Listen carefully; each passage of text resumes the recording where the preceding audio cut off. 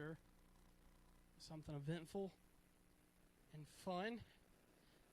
Tonight, we're still going through the book of 1 Samuel, really examining the storyline of David and what he means to the story of the gospel or the story of Scripture as a whole. So last week, we actually did kind of a condensed children-friendly version, and we looked at 1 Samuel chapter 18. This is what happens like immediately after David beats Goliath the giant from Gath, right? So if you're wanting to flip and find us in Scripture, like I said, last week we tackled 1 Samuel 18. And toward the end of this scripture, we see that Saul begins to be affected greatly by a spirit, right? An unclean spirit, a demonic spirit, something inside of him that had him inclined to just a demonic presence. So we actually looked at the follow-up to that and what was going on with where was Jonathan in this storyline, and we have been introduced to the presence of Jonathan back in 1 Samuel chapter 14. We see him as a potential predecessor, or predecessors before, so a successor, rather, a proper successor to the reign of Saul. But then Saul leaves the will of God, right? Anybody remember the story where, Samuel comes and beheads a foreign king right in front of everybody? Samuel, the peaceful prophet. So it kind of brought me to a place where I had something I really wanted to talk about, and it relates to our passages of Scripture we've been studying without directly being the passages of Scripture that we've been studying. I want to read us up to, so from 1 Samuel 19, I'm going to read us through about verse 10 or 11, and then we're going to jump into this. So it says, Saul told his son Jonathan and all the attendants to kill David. But Jonathan had taken a great liking to David and warned him, my father Saul is looking for a chance to kill you. Be on guard tomorrow morning, go into hiding and stay there.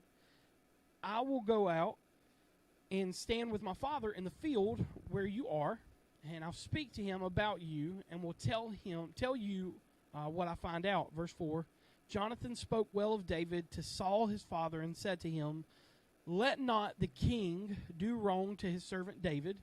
So we see this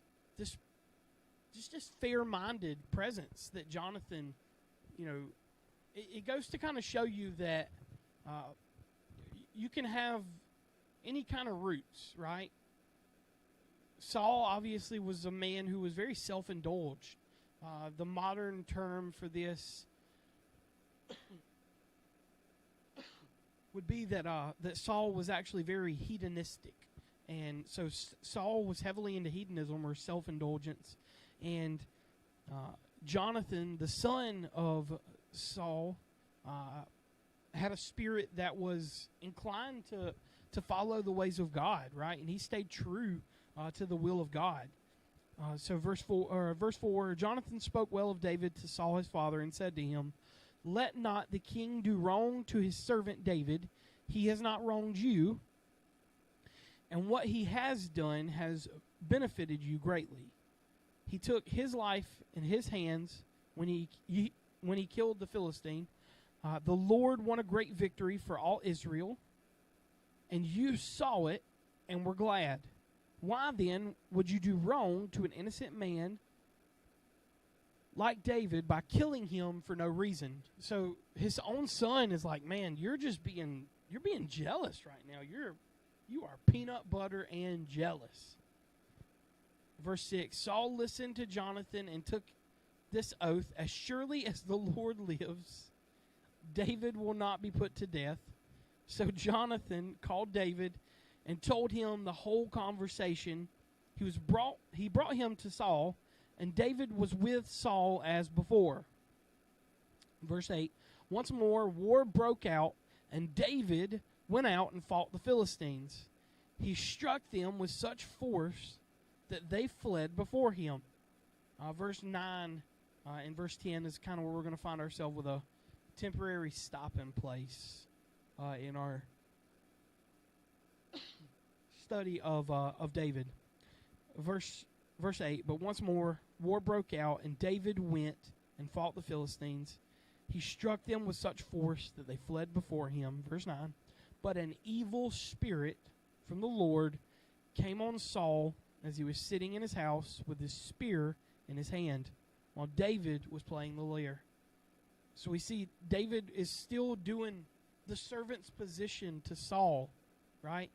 This is the same position that he was in when we were first introduced to David, is that he is someone who serves Israel's king, and so he serves God by serving the king.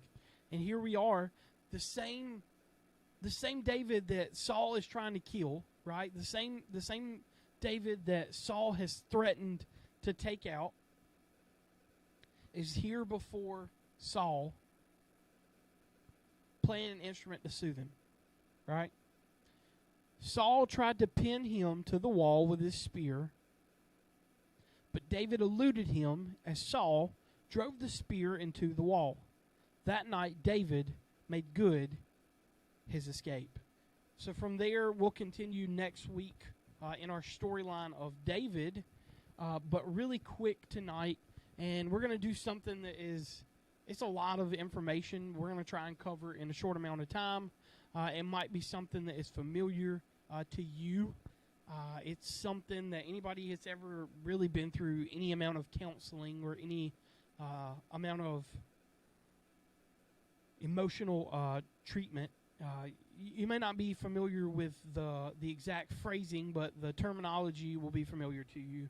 It's called the Kubler-Ross method, if you're familiar. So Elizabeth Kubler-Ross developed in 1969 in her book on death and dying this very it's science meets emotion, right? And it goes into both our spiritual life and our interpersonal lives. And in her book, she names the 5 stages of grief.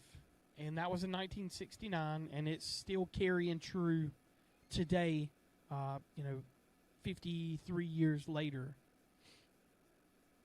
So grief is typically conceptualized as a reaction to death, right? So that's when we normally think grief, we think a grieving family, right? We think of a grieving spouse dealing with death.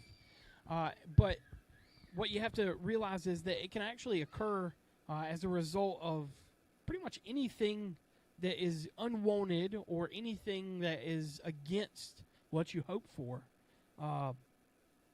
The more that we become kind of actively roped into our lives, the more possibility we have to deal with grief. And it's directly applicable to kind of stop here and to kind of, we can kind of examine this through the lens of Saul and David, but we'll introduce the concept, and maybe it's something that applies to your day-to-day life that by naming your stage of grief, it can help you to actually overcome. So the 5 stages, if you're interested or keeping track, it's denial, anger, bargaining, depression, and acceptance. So the first 4, all seem to be pretty unhealthy, right? Denial, anger, bargaining, depression, and then the 5th one is probably, in terms of dealing with our grief, that can be the most difficult one. right? And any of the first four can kind of happen in any particular order, but it's pretty uncommon for you to accept your grief and afterwards deal with denial, anger, bargaining, depression, right? So this is usually acceptance is usually it's a healthy way of your spiritual self or your soul kind of coming to terms with what happens here in the physical life.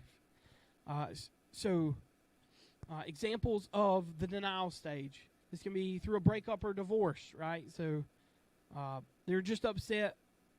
This will be over to tomorrow by tomorrow. So the denial stage is basically is exactly what it sounds like. It's you realize that things are the way that they appear, but instead of accepting them, and you remember acceptance is the fifth stage. This is how we begin to overcome.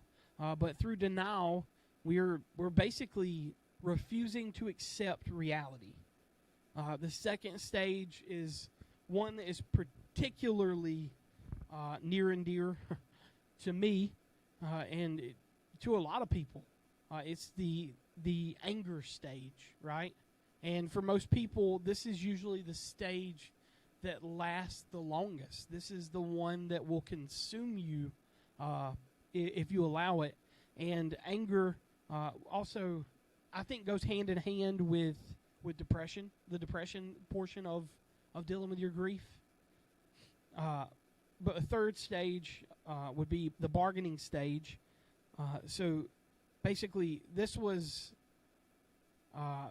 think of like terminal illness. This is saying, if only we had gone to the doctor sooner, right? If we had done this, then this wouldn't have happened. You know, you'll do something, and then you kind of start to examine everything in your life, and you're like, oh, well, that would have never happened if I hadn't done this. And it can be the opposite, right? You can go drive down the road, and you see this crazy accident, right?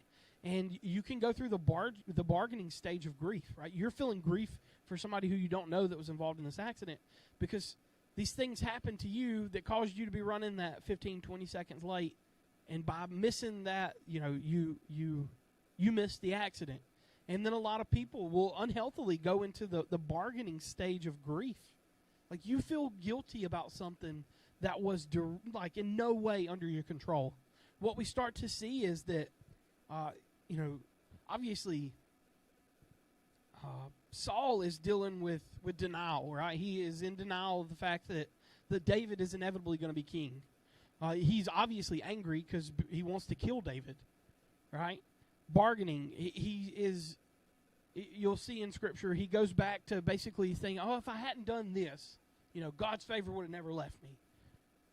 And then depression, we see very clearly that a depressive spirit is on him, right? And what can be very worrisome is that for all of us, how much grief can affect each and every single person, right? You ever heard the old adage? It's like the old wise tale, old wise saying that only two things in life are guaranteed. You know what those two things are? Death and taxes, right? And some people will live life either with this great fear of death, right? Or they'll live life almost like they're indestructible. And that, death ain't going to find me. Death will find me when it's time. Well, any of us, our time can be any day, right? Like, we're not promised tomorrow. You're actually not promised your next breath. Every breath, every thought, every emotion, all of it, good or bad, is a blessing. And then the fifth was, again, it's the acceptance stage. And then, unfortunately, as we continue, I won't give any spoiler alerts, but as we continue, I kind of want you to hold these 5 areas. Like I said, this is to help us kind of further understand the storyline of David and Saul, and to see the stages and see how relevant that this was, 2,500 years ago, 3,000 years ago, and it still affects us today. and how it can be in the big things or the little things. Like I said, the fifth, of course, is acceptance. Think of like the death of a loved one. This is when you say, man, I'm so glad for the time I did get to spend with that person. And I'll be honest with you, the acceptance stage, if you're not careful though, will send you into the depression stage. Because part of the acceptance stage, again, when we especially we look at with the loss of people, is as you begin to accept it more and more, the voice of that person becomes harder and harder to hear. Right? The mental image of that person, it becomes harder and harder to see that person in your head. For me personally, I think the voice of loved ones is the one thing that stays there, kind of in the back of your head. One of the first things to go, and we don't think about this because it's kind of weird to just go around sniffing people, right? But different people have different, I'm not being funny, but smells, a lot of older guys, they wore very particular kinds of aftershave. A lot of older ladies, they wore very particular perfumes, right? New age ladies, they might use essential oils, things like that, right? So that's one of the most like kind of flesh parts of a person is that sense, and it's usually one of the first ones to go as we enter into the acceptance stage. So again, acceptance stage, we have to kind of be strong in our commitment and in our relationship with God, because it can quickly lead us to the depression stage if we don't properly facilitate our grief. People will say, what's the hardest stage to go through? And it's different for every person, right? A person they're not inclined to anger, but everybody gets angry. Be angry and sin not, Scripture says, right? Like, don't let the sun go down on your anger. It doesn't say that it's a sin to be angry. The sin comes from how you address or how you handle the anger. It's not a sin to be depressed, right? It's a sin when those thoughts that exist within your mind start to creep into your heart, and you start having the suicidal thoughts, right? When you start not taking care of yourself, when the emotional becomes a physical sign of you, bargaining in and of itself, again, not a sin. It's how you handle or how you cope with the stages of grief will determine the overall healthy. Grief is healthy. You guys realize that? It's just how you grieve. If you don't grieve, there's a little known secret. Eventually you're going to grieve. Right? It's easy to try and just say, I'm just going to let this roll off of me. But then it begins to bottle up, and it bottles up, and it bottles up. And one day it's just like with a dam, right? A dam can only hold so much water before what happens eventually. The water makes it over the top of the dam. And then once the water makes it over the top of the dam, anybody ever seen those videos? You know what happens? The footing that dam had often loses track, and the dam becomes wiped out because the water is able to actually encapsulate the dam. So it was a healthy time for us to kind of stop. We haven't had a talk like this in a while, to stop as we talked about the storyline of David, and to kind of point out our stages of grief and our stages of coping. So real quick, I want to give you a couple of scriptures to go along with each stage of grief. The first was denial, and this was a realization that you were never actually in control, right? So Luke 9:23 through 24, it's a familiar passage for most people. Then Jesus said to all of them, if anyone wants to come after me, he must deny himself and take up his cross daily and follow me. The only way that you could ever have proper footing with Christ is to release self, right? Verse 24, for whoever wants to save his life, lose it. Whoever loses his life for my sake will save it. Again, that was Luke chapter 9, verses 23 through 24. For a healthy, a healthy way of dealing with anger, I got two passages of scripture for you. This is how we handle the temptation, or how we process self-revelation or self-centricity. We talked about how in Saul this presented itself as hedonism or self-idolatry, right? Like he was the center of his own universe. And that presents itself in a way that was an angry spirit. He's trying to pin David against a wall and kill him. It's not a proper way. His grief in this instance that we're looking at is, of course, is he knows inevitably he's going to lose the throne of the king of Israel, right? He's not grieving anybody's death. He's grieving the loss of authority and power that he's going to have because he left the will of God. And this presents itself for him in the way of anger. Proverbs 14:29 actually says, a patient man has great understanding, but a quick-tempered man promotes folly. And then the second was James 1, verses 19 through 21. It says, my beloved brothers, understand this. Everyone should be quick to listen, slow to speak, and slow to anger. Some translations will actually say slower to anger. For man's anger does not bring about the righteousness that God desires. So, James, the brother of Jesus, is saying, usually good things don't come out of your anger, right? So we gotta gear that properly and deal with it. Therefore, get rid of all moral filth and every expression of evil, and humbly accept the word planted in you, which can save your souls. Bargaining. We're going to go look at a psalm real quick. Psalm 34, verses 17 through 18. It says, the abandonment of self. That's what we're examining here, is the abandonment of self. That's bargaining. The moment that you give control to God over the situation. So, Psalm 34, verses 17 and 18 says, the righteous cry out, and the Lord hears. He delivers them from all their troubles.